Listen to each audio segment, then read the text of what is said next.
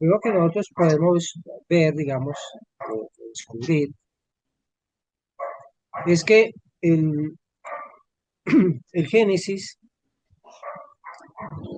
está escrito en la Biblia, puede ser descrito dentro de su sentido como lo describe la Iglesia cristiana o desde un sentido filosófico. Este trabajo fue realizado básicamente en un principio por los neoplatónicos. Los neoplatónicos realmente son anteriores dentro de esta concepción última, digamos, a lo que fue, ellos trataron de reunir las concepciones de la creación, de la mitología griega y la mitología egipcia, y luego trataron de reunir las concepciones entre, digamos, la cultura cristiana y la cultura egipcia. Bueno, todas esas, digamos, de ahí surgió, digamos, Platón hizo la primera parte y luego los neoplatónicos hicieron la segunda parte y realmente el fundamento del cristianismo en su parte esotérica o en su parte más profunda surgió del neoplatonismo. De hecho, digamos, el autor más prominente dentro del cristianismo, que es como la secuencia del neoplatónico, es San Agustín, ¿no? Entonces, y el neoplatónico más famoso, digamos que acorde a algunas enseñanzas hablan que Amonio Sacas era un gran filósofo, pero era un filósofo muy reservado, no escribía muchos libros, sin embargo era un iniciado. Ese iniciado tuvo varios discípulos, entre ellos a Plotino. Estos después emigraron a Europa y en Europa, digamos, revelaron los secretos herméticos y guardados pues por las escuelas esotéricas y en cierta forma eh, Plotino fue como el precursor del neoplatonismo, ¿no? Entonces, y en verdad, es realmente el precursor de todas esas otras escuelas posteriores que surgieron con la fuerza de la cábala hermética, el, los Rosacruz, la, todas las escuelas esotéricas, ¿no? Que se forjaron después. Inclusive el mismo sufismo tomó parte de esas escuelas neoplatónicas. Entonces, porque ellos fueron los que fundaron los principios, digamos, del neoplatonismo. El neoplatonismo entonces se refiere a varios temas y, y entre esos personajes, digamos, como decimos, además de Plotino, está también Jámblico, está Porfirio, que esos tres, ah, Jámblico y Porfirio, fueron realmente como un trío, digamos, que forjaron la base del neoplatonismo. Este, ¿qué quiere decir? Que más tarde, o sea, ya en los siglos XV y XVI, aparecieron ese otro grupito que fue muy, muy fundamental, en el cual está Ficino, en el cual está Giordano Bruno, en el cual está, eh, inclusive en los tiempos mismos de Savonarola, ¿no? Eh, y, y ellos, digamos, forjaron o dieron concepción a un término más exacto de lo que significaba las escuelas esotéricas. Nosotros entonces vamos a ir estudiando o a ir traduciendo aquellas concepciones neoplatónicas que después generaron en las concepciones que tiene la Cábala, que tiene la Iglesia Rosa Cruz, que tiene todas esas escuelas esotéricas de los caballeros templarios y demás, o el sufismo esotérico. eh, y dice el primer versículo del Génesis, y dijo, sea la luz y la luz fue hecha. Digamos, cuando dice esas palabras, sea la luz y la luz fue hecha, nosotros estamos refiriéndose, obviamente estamos hablando del término de la cosmogénesis. Recordemos que las cuatro ciencias fundamentales que estudian a Dios o que nos acercan a Dios son la, la, la teología, la cosmogénesis, la teurgia y la física. La cosmogénesis entonces se refiere al Génesis y nosotros allí dice, sea la luz y la luz fue hecha. ¿Qué quiere decir eso? Allí esto nos está diciendo tácitamente que Dios es preexistente a la creación. Es decir, que antes de la creación ya estaba Dios. En otras palabras, la creación surge de un principio absoluto, un principio impersonal, ¿no? Entonces, digamos, ahí es cuando nosotros empezamos a ver la diferencia entre ese Dios que es, que es eterno, absoluto y que ha existido por siempre, y el nacimiento de la creación. De algunas concepciones hablan del Dios absoluto y hablan que en un momento dado, escriben ese momento, como en un momento dado, como si fuera una gran noche, en el hinduismo lo describen como el Mahapralaya, donde solo existe el espíritu en sí. Es decir, todas las diferenciaciones se han absorbido y solo queda una homogeneidad, que es el espíritu en sí. Ese es el absoluto eterno, ¿cierto? Que no tiene límites, que no tiene ninguna parte que uno pueda decir aquí termina o hasta aquí llega. Está más allá de la comprensión. Entonces nosotros vamos a ver que esa comprensión,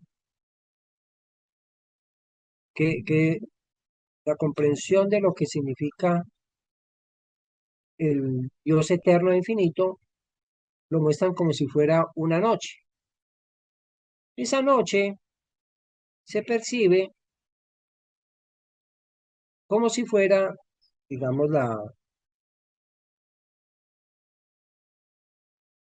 como si fuera una realidad, ¿cierto? Como si fuera una sola noche.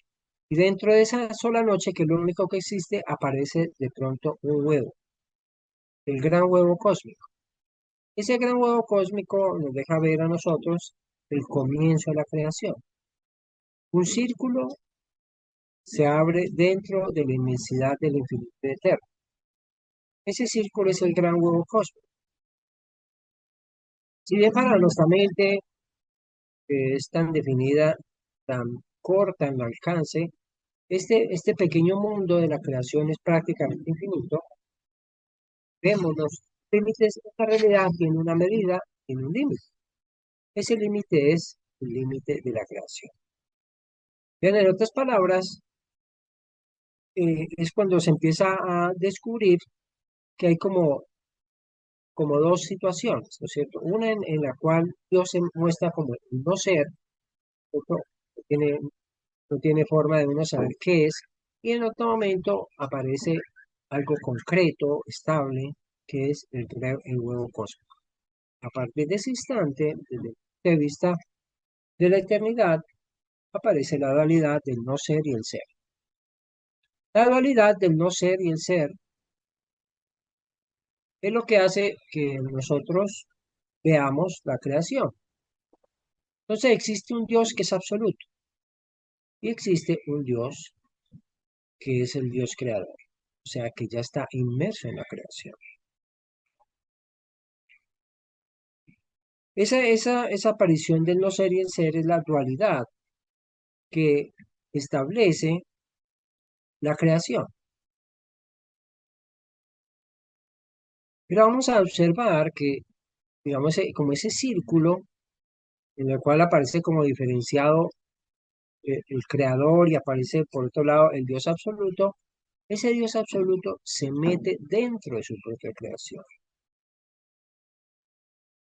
A partir de ese instante en que el Dios absoluto se mete dentro de su propia creación, se llama el Dios de la manifestación potencial. El Dios creador de la manifestación potencial y lo demás se llama el, el Dios de la manifestación activa. Entonces queda la manifestación potencial y la manifestación activa dentro del círculo de la creación. Es decir, la presencia de Dios se vuelve dual. Y nosotros empezamos a ver que es de ese centro donde está el espíritu en sí, de donde emana la creación. En otras palabras, la fuerza que sostiene el universo es la fuerza de la emanación divina. Entonces nosotros vamos a observar algo que es muy importante, es la palabra emanación divina, porque hay algo que alimenta el universo. Como cualquier motor que necesita gasolina, cualquier cosa que se mueve necesita una fuerza para que lo empuje, cualquier cosa que se produce energía necesita una fuerza de acción, ¿cierto? O una energía potencial que va generando en energía activa. Nosotros vamos a descubrir que el universo tiene siempre algo que la sostiene. Esa fuerza es la emanación divina. Es decir, la fuerza que sostiene el universo es Dios. Eso es muy importante. La fuerza que sostiene el universo es Dios. Algunos se preguntan justamente, bueno, pues entonces, ¿Dios existe o no existe? Y uno puede fácilmente decir, bueno, si un motor se mueve, ¿quién lo mueve? O sea, siempre hay una fuerza detrás de otra fuerza. Y la fuerza última que mueve las cosas es, o sea, el principio fundamental del universo es Dios. Pero una cosa que hay que observar es que cuando miramos de otras perspectivas el comienzo de la creación, vamos a observar que es como un cuento, donde nosotros tenemos el Dios, Espíritu en sí, que se quiso conocer a sí mismo. Entonces, dentro de la cronología hindú, nos hablan del Mahapralaya y nos hablan del Mahabharata. El Mahapralaya es la gran noche. Inmerso en esa gran noche donde solo existe el espíritu en sí, parece un deseo. El deseo de conocerse a sí mismo. Y con ese deseo aparece el primer misterio de la creación, el amor. El misterio del amor es muy importante porque permite ser, permite existir, permite darnos cuenta de nosotros mismos. Y por eso se habla de que la gran misericordia de Dios es hacernos conscientes de nosotros. Nosotros, cada uno de nosotros, es una partecita de Dios. Por eso se habla en los libros más espirituales que todos somos iguales. Y habla de que somos iguales no en el sentido físico, no en el sentido de las proyecciones materiales o mentales propias de la manifestación, sino somos lo mismo porque somos de la esencia de Dios. Somos de la esencia de Dios. Y en ese sentido somos espíritu en sí, todos. Sin embargo, nosotros hemos recibido una gran misión y al mismo tiempo un gran poder, y es conocernos a nosotros. Es como Dios conociéndose a sí mismo a través de cada uno de nosotros. Dios se está conociendo a sí mismo a través de cada uno de nosotros.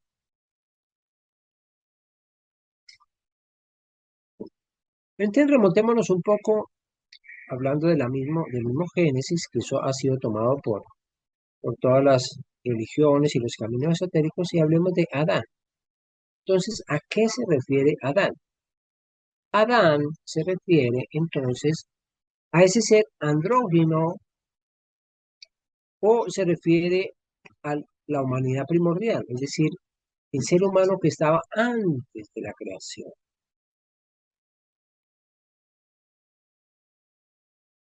Ahí existen, digamos, esa idea de que Adán, o sea, el ser auténtico, existía realmente antes de la creación. Pero no era hombre ni mujer, no era ni bueno ni malo. No, esas dualidades no existían, estaba más allá.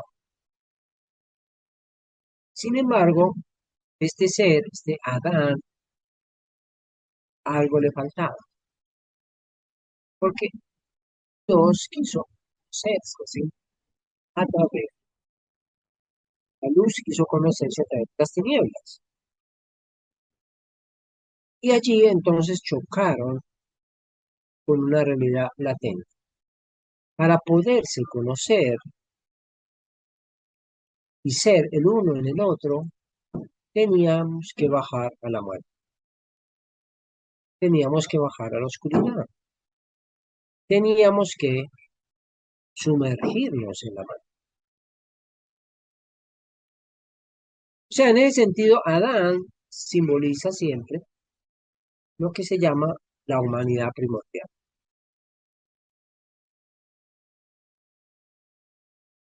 Y Eva simboliza la separación de las polaridades masculinas y femeninas.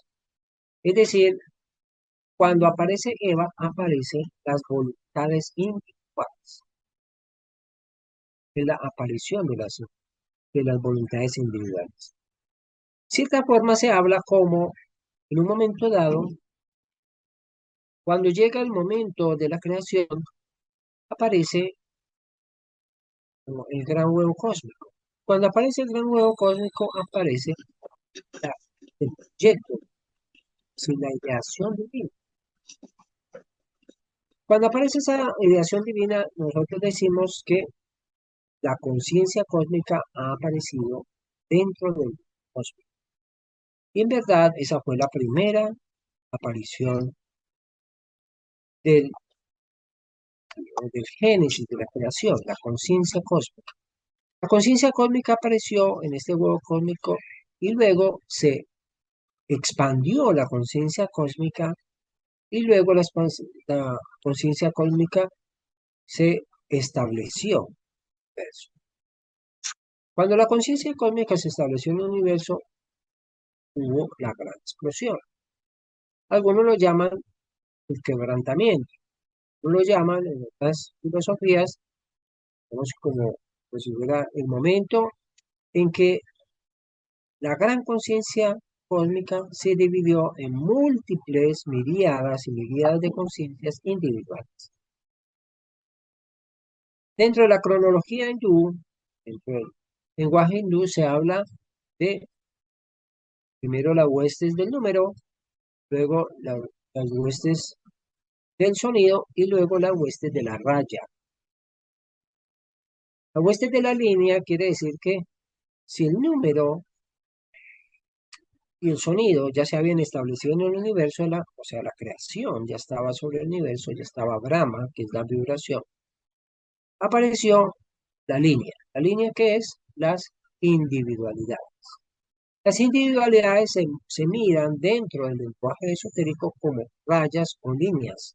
Cada uno de nosotros es una línea, una raya, que anda paralela a las otras rayas sin tocarse.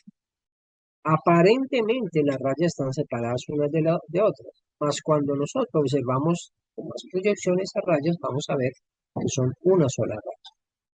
Entonces eso se llama, digamos, por eso lo primero es la hueste del número, luego la hueste del sonido y luego sigue la hueste de la raya. Porque aparecen entonces las individualidades. Algunos lo llaman el quebrantamiento, ya por ejemplo en la cábala. Esto ha sido usado, es una concepción que trae casi todas las concepciones esotéricas de la creación. Bueno, es un hecho que existe la voluntad individual, porque después entonces aparece justamente la voluntad. Y aparece la voluntad relativa, es decir, la voluntad que se establece a partir de cada forma que hay en el universo, sea la planta, ya sea el vegetal, ya sea el mineral o animal, y cada especie de animal tiene una voluntad relativa a su propio desenvolvimiento, ya sea también un planeta, ya sea una galaxia, todos tienen vida. Entonces, cada uno funciona acorde a lo que es. Esa vida, ¿no es cierto?, la da la voluntad relativa. Y luego aparece la voluntad individual, que es donde ya cada ser, cada cosa tiene su voluntad. Recordemos que esa voluntad y en la presencia divina que existe en el universo, ese gran huevo cósmico fue, digamos, invadido, llenado por una chispa divina, la chispa de luz, el espíritu en sí. Dios está dentro del huevo cósmico. Pero eso, ese gran huevo cósmico que es macro, que a todo el universo, a todos los mundos, la manifestación se presenta también en cada uno de nosotros. En cada uno de nosotros tiene una chispa divina, pero no es solo eso, sino que cada cosa, por grande que sea, cada galaxia, tiene su chispa divina, tiene su luz del espíritu. Y un átomo y una partícula subatómica también tiene el espíritu. Todo tiene el espíritu. Nada sobre la Tierra se mueve sin la presencia de Dios.